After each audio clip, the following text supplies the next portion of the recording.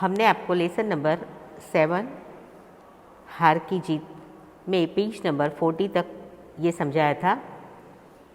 पाठ का पठन कराया, पाठ समझाया, यहाँ तक कि जैसे ही बाबा भारती ने उस कंगले की आवाज़ सुनी और वह रुक गए, और वो कंगला कौन था और कोई नहीं, खड़क सिंह था।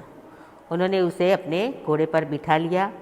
कुछ दूरी पर वो निकले और अचानक क्या हुआ, उस कंगले ने यानी कि उस अपाहिज ने बाबा भारती के हाथ से लगाम खींच ली और आगे दौड़ता हुआ निकल गया। बाबा भारती के आश्चर्य का ठिकाना न रहा। उन्होंने चिल्लाकर उसे कहा, जरा ठहरो, है ना।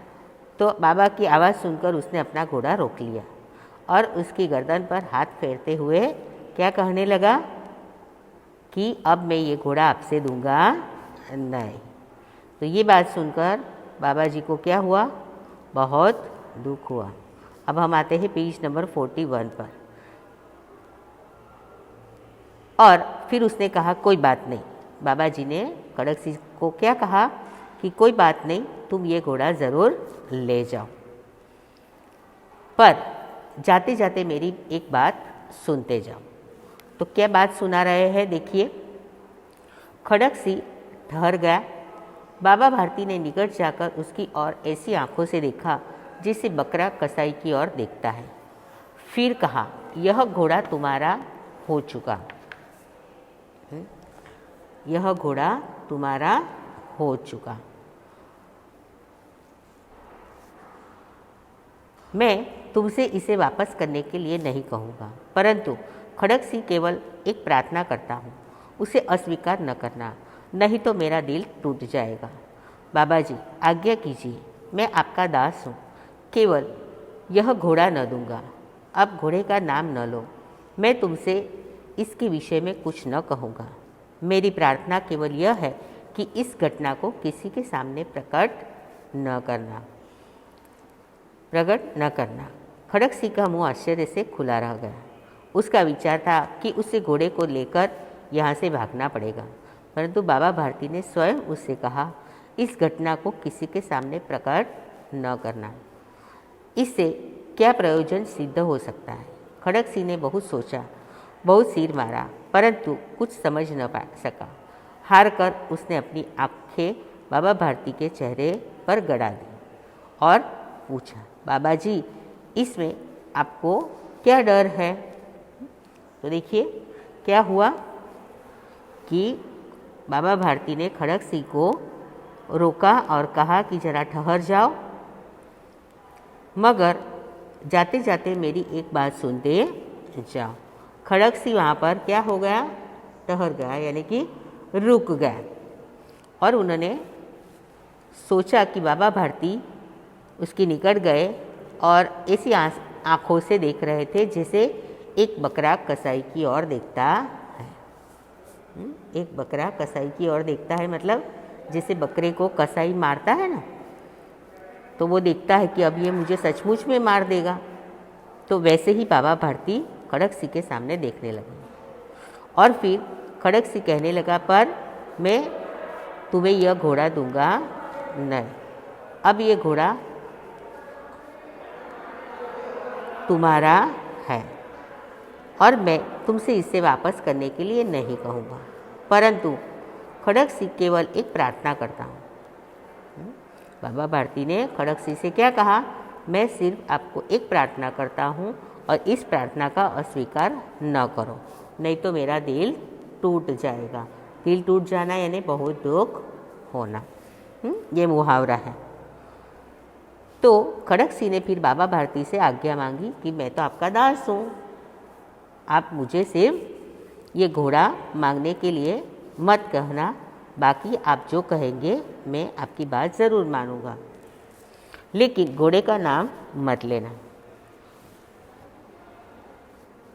और मैं तो फिर बाबा भारती क्या कहते हैं कि मैं तुमसे इसके विषय में कुछ न कहूँगा, लेकिन मेरी प्रार्थना सिर्फ एक ही है कि यह घटना किसी को दोहराना मत, यानी कि किसी के सामने प्रकट न करना।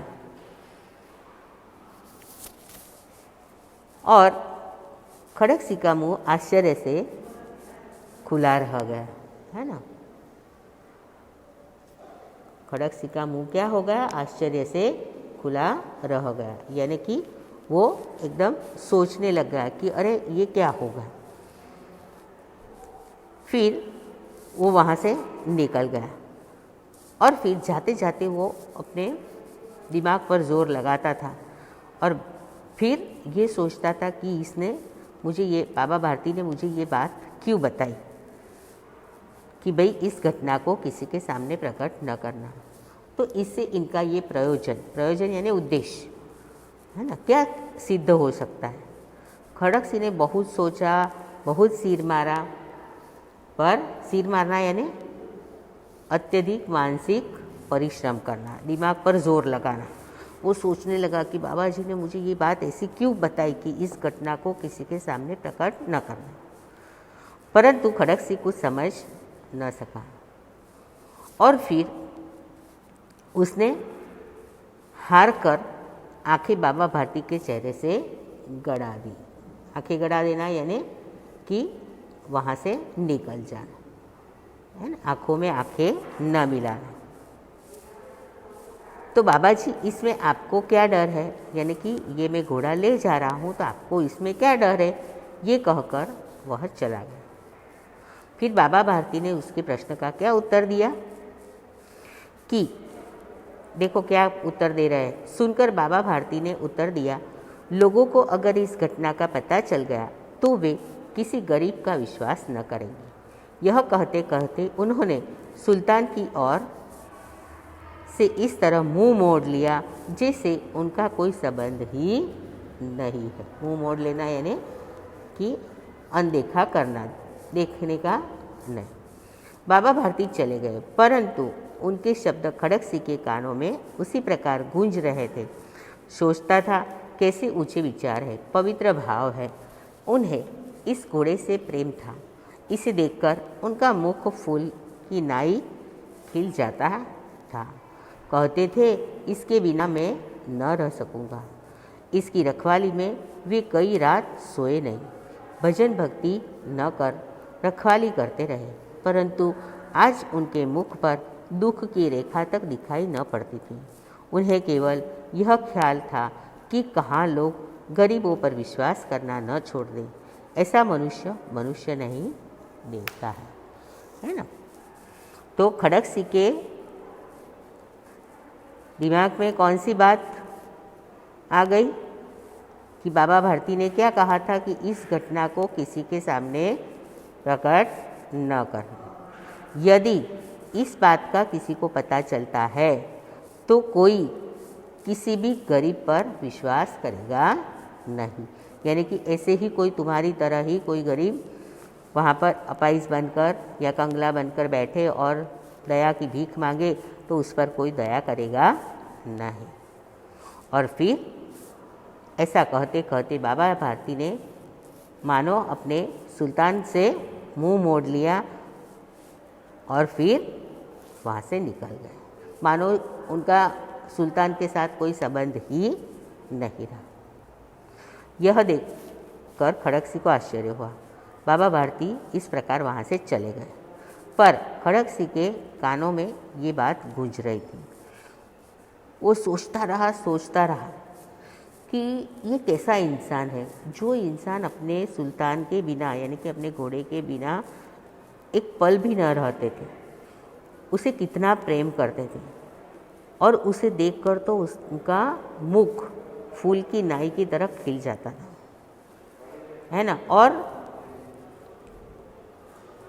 इस तरह उसकी रखवाली करते कि रात भर न सोते थे, भजन भक्ति करते थे और भजन भक्ति के बाद जो समय मिलता उसकी रखवाली करते थे। पर इतने खुश और इतने अच्छे विचार बाबा भारती के थे कि जिसके बिना आज उनका मुख इस प्रकार दुखी दिखाई दे रहा है।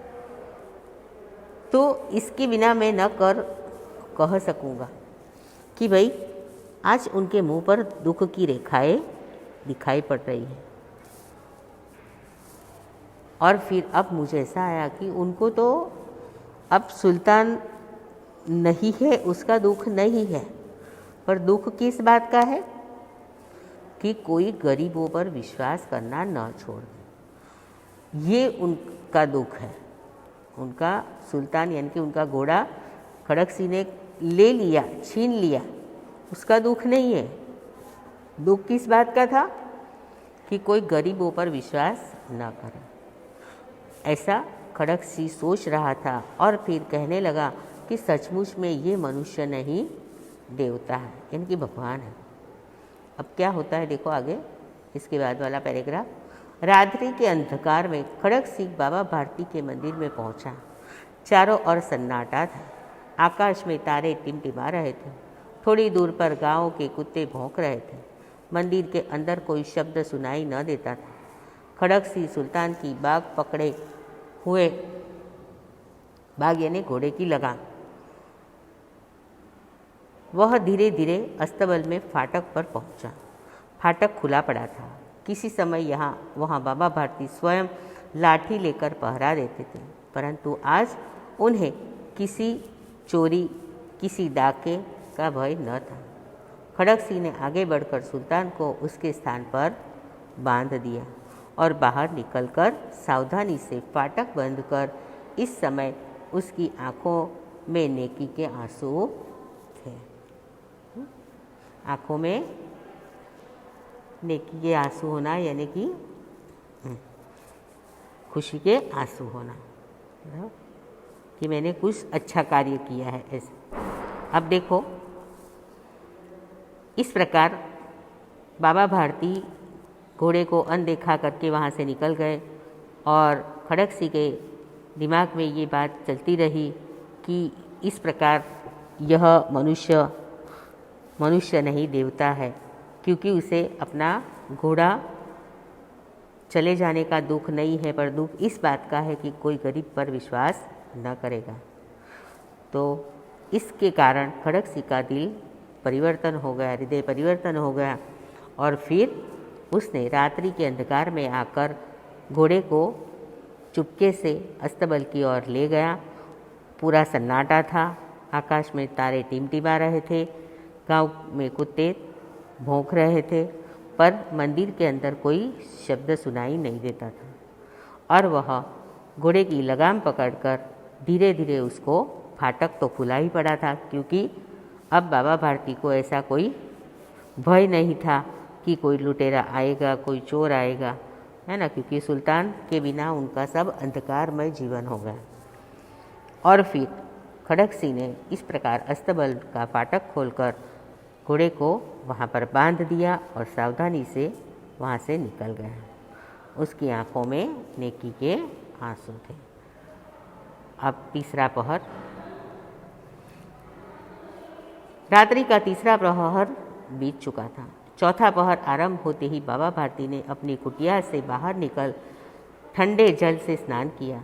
उसके पश्चात इस प्रकार जैसे कोई स्वप्न में चल रहा है, उनके पांव अस्तबल की ओर बढ़े, परंतु फाटक पर पहुंचकर उनको अपनी भूल प्रतीत हुई। साथ ही घोर निराशा ने पांवों को मन भर का बना दिया। वे नहीं रुक गए, वे वहीं रुक गए। घोड़े ने अपने स्वामी के पांवों की आहट यानी कि चाप को पहचान लिया और जोर से हिनहिना आया। क्या हुआ? तो इस प्रकार खड़क सिंह का हृदय परिवर्तन हुआ और उसने इस प्रकार दूसरे पहर में आकर घोड़े को अस्तबल में बांध दिया। तीसरा पहर यानी कि सुबह का समय, धीरे धीरे चौथा पहर भी आरंभ होने लगा। बाबा भारती अपने कुटिया की ओर बाहर निकले और वे ठंडे जल से स्नान करके, नित्य उनका नियम क्या था कि जल्दी सुबह उठना और फिर नदी में स्नान करना, उसके बाद भगवान का भजन कीर्तन करना, पूजा पाठ करना और सीधा कहाँ जाना? अस्तबल की ओर।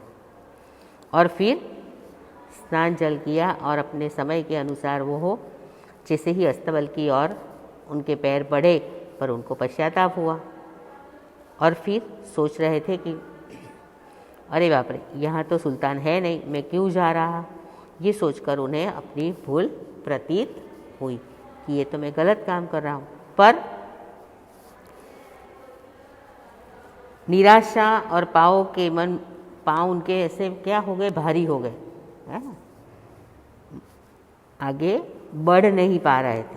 और जैसे ही दुख हो रहा था कि भाई निराश हो रहे थे कि सुल्तान है नहीं, अब समय भी कैसे बीतेगा मेरा। पर जैसे ही सुल्तान को भी एक पशु है, देखो, है ना, वो अपने इंसानों से भी अधिक तेज होता है। उसे अपने मालिक की आवाज़ या उनके पैरों की आहट भी तुरंत उसे समझ में आ जाती है। तो घोड़े ने अपने स्वामी के पाँव की जैसे ही चाँप सुनी तो तुरंत वो हिनहिनाने लगा, है ना, क्या करने लगा, हिनहिनाने लगा, यानी उसकी आवाज़ में बोलने लगा। अब हम आते हैं पेज नंबर 42 पर। अब बाबा भारती आश्चर्य और प्रसन्नता से दौड़ते हुए अंदर घुसे और अपने प्यारे घोड़े के गले से लिपटकर इस प्रकार रोने लगे मानो कोई पिता बहुत दिन से बिछड़े हुए पुत्र से मिल रहा। बार बार उसकी पीठ पर हाथ फेरते, बार बार उसके मुंह पर थपकियाँ देते। फिर वे संतोष से बोले, अब कोई गरीबों की सहायता से मुंह नहीं मोड़ेगा। फिर जैसे ही बाबा भारती को लगा अस्तबल में सुल्तान तो है नहीं, मैं क्यों जा रहा हूँ, उनके पैर भारी हो गए। पर फिर भी जैसे ही पाँव की आहट सुनी कि तुरंत सुल्तान अंदर से हिनहिनाने लगा। बाबा भारती को इतना आश्चर्य हुआ, इतने खुश हो गए और खुश होते होते, प्रसन्न होते होते तुरंत दौड़ते हुए अस्तबल के अंदर गए। देखा तो उनका घोड़ा वहाँ पर था और अपने घोड़े को लिपट कर ऐसे रोने लगे, है ना, जिसे बहुत सालों के बाद एक पिता अपने बिछड़े हुए पुत्र से मिलता है। उसी प्रकार बाबा भारती अपने घोड़े को से गले मिलकर इस प्रकार रोने लगे और फिर उनकी आंखों में आंसू आ गए। बार बार उसकी पीठ पर हाथ फेरते और बार बार उसके मुंह पर थपकियाँ देते और फिर मन में उनको संतोष हो गया और वो कहने लगे कि अब कोई गरीबों की सहायता से मुंह नहीं मोड़ेगा। तो इस प्रकार खड़क सिंह ने घोड़ा हासिल तो कर लिया पर उसकी हार हो गई और बाबा भारती ने अपना घोड़ा इस प्रकार खड़क सिंह को दे दिया। वो उनकी हार जीत में इस प्रकार बदल गई। It's clear. तो बच्चों, आज हमारा ये लेसन पूर्ण होता है। इसके कठिन शब्दार्थ